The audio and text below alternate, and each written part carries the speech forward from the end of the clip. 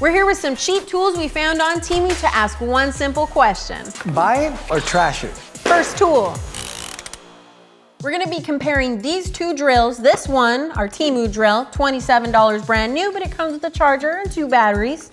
Over here, we've got our Milwaukee, about 100, 150 bucks, depending on whatever package you get. We're gonna compare them.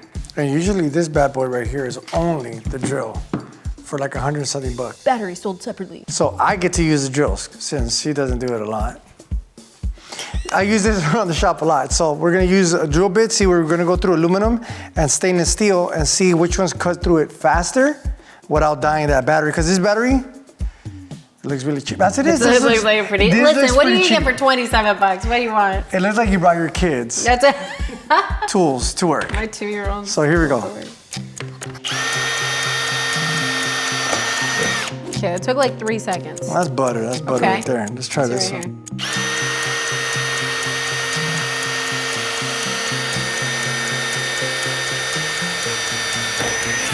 Okay, it took like 7 seconds. As it is, it's stainless steel. Right, yeah, it's gonna take a little bit longer. Okay.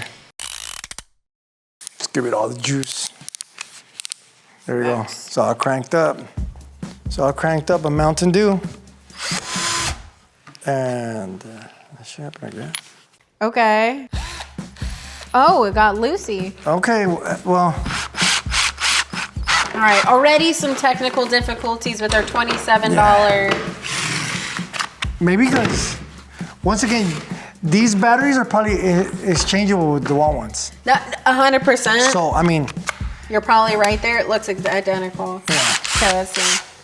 Here we go. Let's try a new hole. Yeah. Okay. Okay. It's not bad. It's about 3 Mississippi, so that's comparable. Yeah. But with the trouble it's giving us so far, I wouldn't trust it.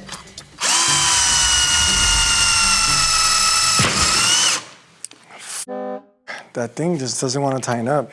So there's a difference between a $150 drill and a $27 drill. I'll put it like this. I used to buy a lot of cheap tools. I used to buy a lot of cheap tools. No. No, for real, like a lot. Like them bootleg ass ones, because that's all I could afford. But it's come a long way. Yeah. From $27 drill. This, honestly, like, if this just for your household stuff, like, hey, I'm gonna drill in this and that, it might take you forever to charge it, but if you have a DeWalt already laying around and you have the batteries, it's pretty decent. Yeah. Compared to the big boys, I mean, this is a professional. This is a tool for professionals. This is a tool for at-home house-related stuff. Probably not. I wouldn't buy this for any metal work at all. Yeah, and you could tell this has been tossed around, like Tristan did in one of the episodes. If you guys want to go check out that video. What the? Oh, the screw. Okay, so buy it or trash it. Straight up, I'll give you the honors. What are you gonna do? I'm gonna buy it to hang pictures in my house. You know what? And that's what I'll go with it'll that. be used for. Buy it. Like 27 bucks is worth it. But for right now, For working on cars, it's not gonna help you that much. If you're like me, you want an off-roading tire that knows the dirt, not something that was cooked up in a lab somewhere. That's why you want to go with today's sponsor, the hand-cooked Dynapro MT2 off-roading tire. They're farmed in rich soil, sand, rocks, and mud, so they get that deep sidewall, massive tread pattern, and scalloped shoulders, giving you the grip Dynapro MT2s are known for. They're composed of a special compound rated for mud and snow. The massive V-shaped lugs give you great sidewall protection, and the shoulders are reinforced, giving you great support and traction off-road, making these hand-cooked most aggressive tire without sacrificing drivability too. Yeah, this little guy still got some growing to do. If you want tires grown to handle even the toughest terrains, go with the Dynapro MT2. Click the link below to learn more. Mama, let's start fixing supper. Let's boil some of these up. Boiled rubber, my favorite. So we have 2 code readers here that we're gonna test out on low truck. Both of these do the same exact thing. They're just regular code readers, just your basic average scan tools, except this one is 2 for 16 bucks, and this one's $100 just for the one, our classy Matco. So we're gonna see what's the difference, if there is one at all, and see what we can pull on them. Let's use the cheap one first. Okay, let's do that. Okay, keep our standard. We'll start with our standards low. Yeah. This thing is like super light. Like it feels like there's nothing inside of it. There is nothing inside. There's nothing inside. Hey, sometimes they put just stuff in there just so it looks a little bit more So just heavier. right off the bat, we got a menu, OBD, that's probably a mirror code reader. It looks like we've got an option for data stream, DTC library, that's kind of okay. Voltage, all right, we're gonna check out what we got here. So let's check out the OBD. We're scanning for codes. I don't know if we have any codes on this car. And it looks like we found 3 codes. Okay. Well, that's crazy. All right. They didn't even know that. We can read DTCs, we can clear them, which any code reader will generally do. Looks like we can look at freeze frame data, which most code readers should give us. But it does give us an option for some live data, which is cool. It does say mode 6 too, which is actually kind of fancy. So let's see what it gives us. I don't even know what codes we're about to see right now. Looks like we got some evap. Okay, so we got an evap code, P0440. We've got, okay, same code. And then we've got another one, PO442, which is an evap system leak detected. We're not gonna tell any smog techs right now that we got these codes. No big deal, nothing to see here. We just clear those and go about our day. No, okay, so that's the easy part. What's nice is this cheap, it's pretty much $8. $8. Gives us not just the code, but it also gives us the code description, which is nice. Not all cheap, crappy code readers do that. Let's see what it gives us for freeze frame data. I'm just kind of curious here. And freeze frame data, for those of you who are not familiar, is a snapshot of the computer when a code is recorded. So if the computer sees something it doesn't like, it's gonna take a snapshot of all of the data that is pertinent to that code. And so we can see what the car was doing. So for those of you trying to get some warranty work done, be like, oh, this just happened, your text can see exactly what the car was doing when that code got set. So it gives us some fuel system PIDs, it gives us engine coolant temp, vehicle speed, intake air temp. This is an older car, so it's probably not going to have too much data on it anyways. All right, looks like it gives us even a little bit of emissions data in what they call mode 6, which is actually kind of cool given such a cheap code reader. I don't see any bidirectional control. Bidirectional control is when not only can the vehicle send the code reader information, but the scan tool can actually send commands to the vehicle, like rolling the windows down, honking the horn, things like that. We don't have that, which doesn't surprise me at all for an $8 code reader. So let's check out the $100 one. Yeah, but so far I'm impressed. I know. All right, 100 bucks. 100 bucks. This better give us something better than a Matco name there. Okay, so we've got our main menu. I just plugged it in. Already off the bat, we've got a smaller menu. Looks like we've got vehicle diagnostics, review data, print data. Guess we can hook up to some sort of printer, and system setup. So let's go to vehicle diagnostics. So we have a little bit more options for choosing the vehicle. This one is only generic. Looks like we could probably pick vehicles here. I'm gonna go ahead and go with the global OBD2 because that's what that one, what we were using on that one. Oops, I keep hitting the wrong button there. Turn the key on. It's giving us directions, so in case we're too dumb to know what we're doing. Off the bat, this monitor looks better than that It's one. actually a nicer this one looks monitor there. That monitor belongs here. For sure. And this one belongs there. Already, this one's also taking a little bit longer. Maybe it's getting more data. It's an old timer. It's an old timer. So right off the bat, it doesn't give us options. It's going to take us through something. So telling us, okay, your IM monitor tests are complete. If they weren't, it'd probably tell us which ones were not complete. This one, I liked it because it lets you choose. What information do you want?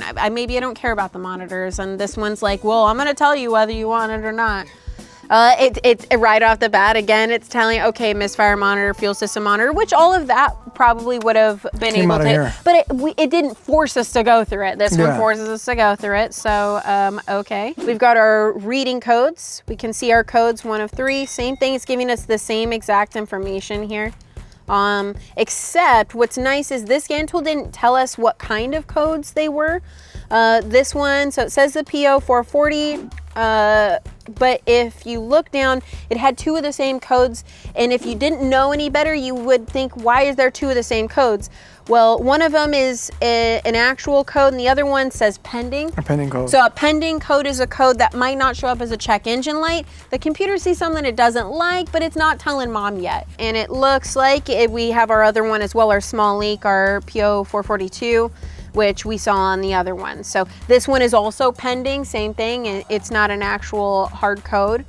This one didn't really tell us that it was pending. So that's kind of nice. It's nice to know what kind of code you're dealing with, whether it's a hard code, whether it's a pending code, whether it's a history code. And if that one doesn't tell you, that's kind of tricky. So I like this one already. It's got a little bit of benefit. Again though, like you said, the visual on this one's so much better. View freeze frame data, so it's the same thing as the other scan tool. Okay, no, well, no real bidirectional control here, to be completely honest. And Matco, I love you. I've got so many of your tools in my toolbox, but I knew it. I was waiting for her to say it. Versus $100. This is an older boy, right? It is. So, you figure $100 for when it first came out. Listen, as technology gets newer, it's cheaper to make the same things. Yeah. So Angelina, you're the tech master. Buy it or trash it? Well, we already bought 2, so I think we're gonna keep it. I think buy it. I think for $16 for 2, what the hell? You can't beat it.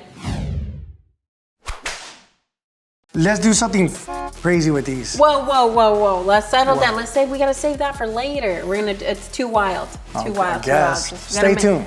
Stay tuned. All right, so the next tool that we're gonna test out is this handy dandy, tiny little 1/4-inch torque wrench, digital torque wrench. And we're gonna compare it to our Snap-on digital 1/4-inch torque wrench. Now, this bad boy right here costs about $30. That's why you threw it, That's why I threw it. This bad boy right here costs about $650. As far as functionality goes, they're both inch-pound torque wrenches. They're digital. Neither of them have angle finders. The Snap-on likely comes with a longer warranty, but I'll leave that up to you to decide how much that's worth to you. So we have this handy-dandy random, this is our old 2J, right? 2J over here, and inch pound, what are we looking at? Maybe something like a valve cover. So we took one of the valve cover bolts out and we cleaned it to make sure there's no contaminants. We want consistency for this test. We also, for consistency, added a little bit of thread lubricant on it just to make sure we have a same amount of friction for both of these. Listen, we wanna be accurate, then we wanna be accurate. So what we're gonna do is we are going to toss this bad boy in. We're gonna torque it to 60 inch-pounds, which should be about 5 foot-pounds. And we're gonna mark it where it is on the valve cover, and we're gonna loosen it. We're gonna test it out with the Temu torque wrench, and we're gonna see if it puts it in the same spot. So let's see what happens.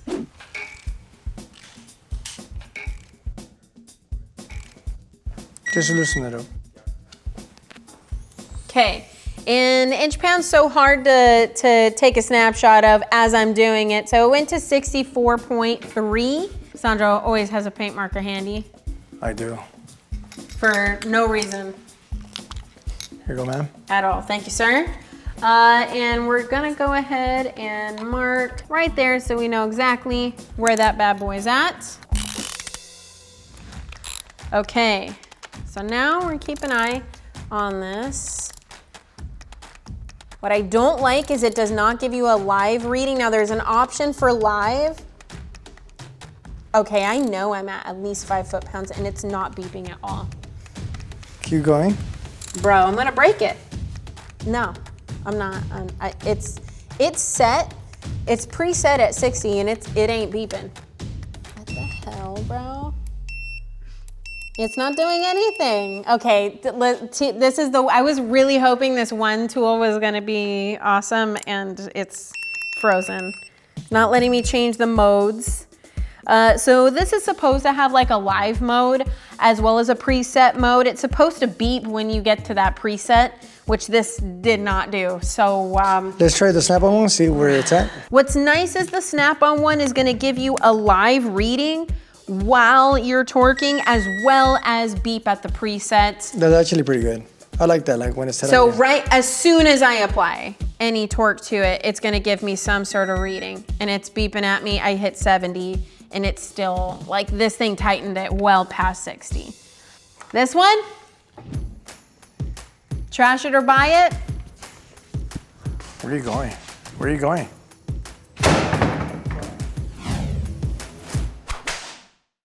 Okay, so now we're gonna test out these two multimeters. So right off the bat, there's obviously a size difference with this super fancy Snap-on 604 digital multimeter with the price point of about 550 to 650 bucks. This one right here by, looks like Temu. No, I don't know what that brand is. It's a $16 meter. Couple of things right off the bat that you can visually notice besides the size difference. This one has a bunch of numbers around it on the dial. That's telling me right off the bat it's not auto ranging. That means that whatever I'm measuring, I have to know what range I need to be in, as to where with this one, it does automatically auto range, which any nice expensive professional meter is gonna do. So we're gonna test them out as far as accuracy goes. Let's test out this brand new motorcycle battery. I anticipate this is a very basic thing to test that they should hopefully be able to read about the same. And right now I'm set to read DC volts. There you go. Can I do something? There you go, yay. On our Snap-on meter, we've got 12.936. Okay, remember that number. Let's see if this one gives us the same. Right off the bat, we don't have as many digits on the backside. And I manually ranged it to 20 volts because I anticipate this battery to not be more than 20 volts. And it looks like we've got a different reading, 12.8889. Now, is it super far off to where it's gonna be problematic? Right now for a battery, no. But on something else, maybe like a voltage drop test, that could be problematic, but I anticipated that, this being such a cheap meter. In my electrical class, I use these resistor boards for students to learn how to test for resistance. So we get a bunch of resistors with different resistance values. I think this is a nice, easy test piece to use. For this, I do need to switch my meter setting. We can keep the jacks where they are located because we are measuring volts. We were measuring volts, but we're also measuring ohms, so that's gonna stay in the same place. Same with our comm. Over here, I need to change our meter setting to read ohms. Right now, we don't know exactly what the resistance values are gonna be, so I'm gonna go ahead and put it on something high like 200K. Okay, and over here on this meter, this is a more expensive meter, so all I have to do is hit the ohm setting and it's going to auto range right off the bat. Right now, you can see both of them aren't really reading much because, well, they're not connected, and in resistance requires us to have an electrical connection. So once I connect these meter leads, I can see the resistance of our leads. This is not good. Not good. Being real, we had some malfunction right now with our Snap-on meter.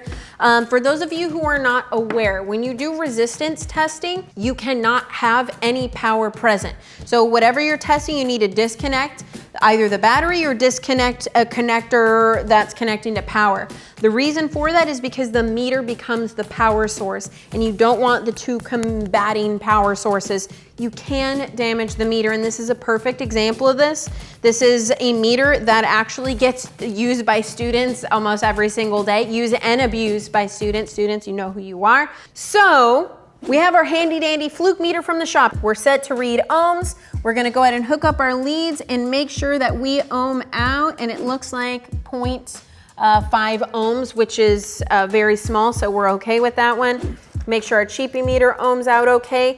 Now, when we do that, 0.3 ohms. Okay, so that's close. So we would just subtract that from whatever we're testing. So we'll go ahead and test out resistor number 1 and let's see what our reading is.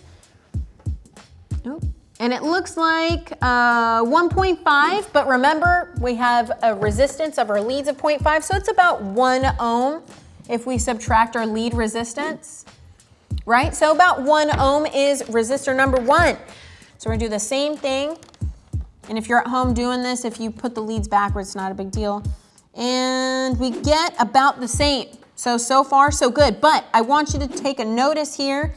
We only get that 10th digit past the decimal point. So this is not gonna give us a whole lot of accuracy. If you want very small amounts of resistance, you want really good accuracy, this meter is probably not gonna give you what you need.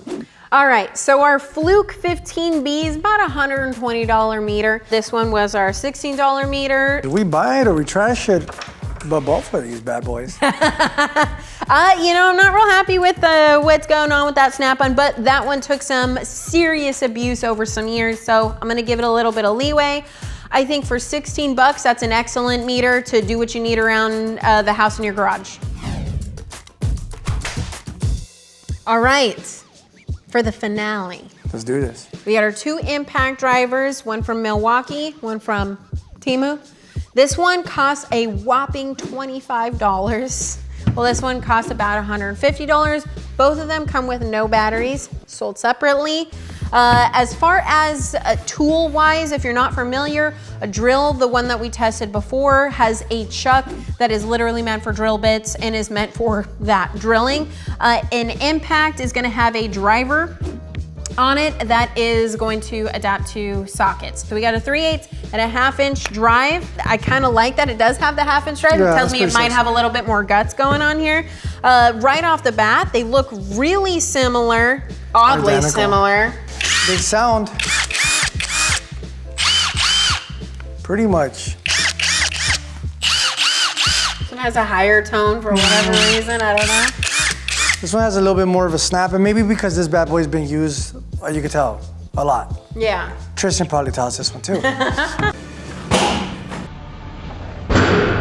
So what I'm gonna do, normally we do try it on a car or whatever, but let's see the guts. Let's see the inside of this bad boy. So I'm gonna tear it apart right now.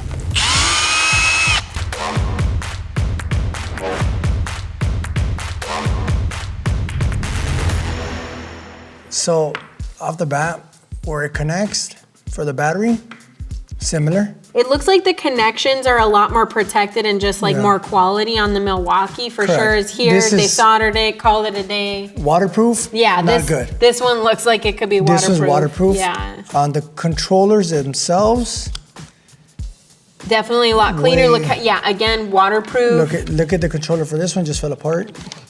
The brushless motors, this one looks whack.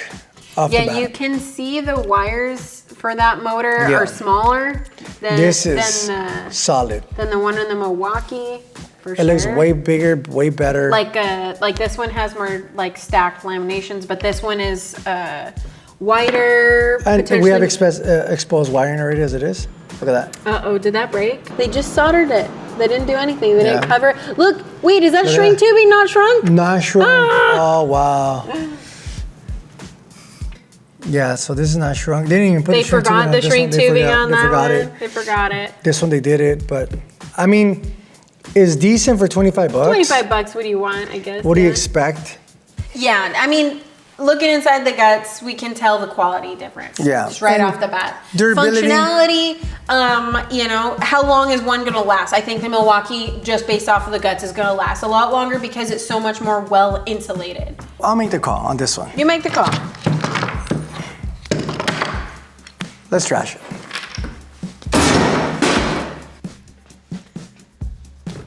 Save the extra money, buy the Milwaukee. If you want to see even more fun videos of us reviewing some tools, click in this vicinity. Well, I put this together because Adam's gonna get mad. Yeah. We got to get this back together before everybody comes back into the office. So chop on that. I'm out. This is video proof that we put it back together and it works.